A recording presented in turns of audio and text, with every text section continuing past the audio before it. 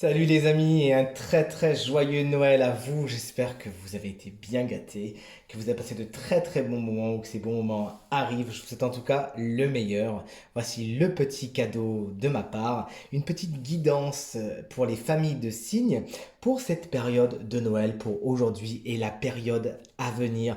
Qu'est-ce qui est intéressant pour vous de voir, de travailler, d'examiner ces temps-ci? Eh bien, l'oracle des animaux va nous y répondre. Et on commence tout de suite avec vous, chers amis, signes de feu, bélier, lion et sagittaire. Votre animal totem pour cette période, eh bien c'est le caméléon.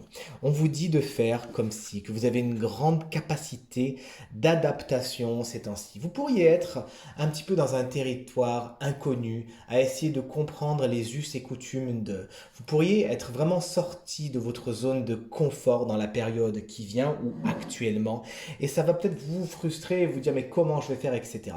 Il faut que vous vous fassiez confiance car tout comme le caméléon, vous avez vraiment le pouvoir de vous adapter à toutes les situations et en plus de vous enrichir de nouvelles façons de faire, de nouvelles façons de considérer les choses, les relations, les situations et vous avez vraiment tous les éléments en vous pour. Il s'agira tout simplement de vous lancer, de faire un premier pas, d'essayer. Et vous vous rendrez compte que vous allez comprendre de nouvelles choses, de nouvelles façons d'agir, de nouvelles façons de penser et de vous mouvoir et que c'est un équilibre qui vous attend et en plus un grand enrichissement.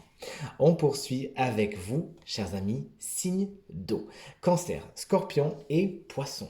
Votre animal totem, eh bien, c'est le cochon et sa grande intelligence.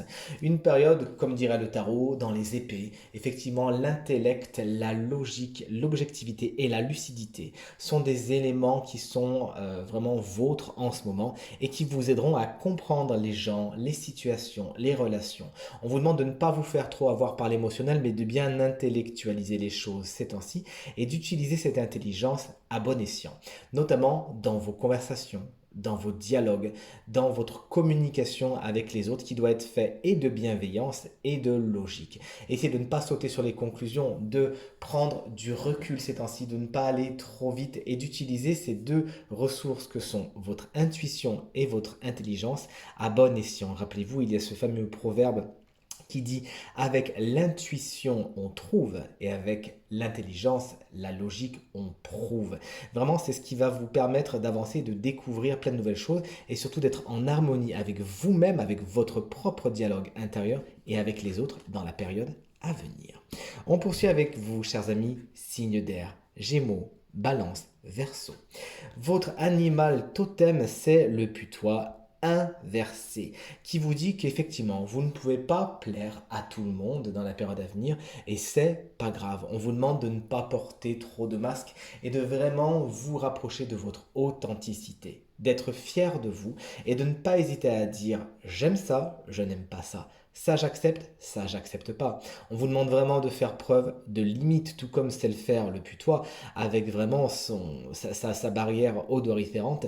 Il sait mettre des limites et il sait dire attention, là j'accepte, attention, là je n'accepte pas. On vous demande d'être fier de vous-même, de ne pas hésiter dans la période à venir à dire ce que vous voulez, à être vraiment dans l'authenticité, dans une communication bienveillante, mais surtout bienveillante envers vous-même.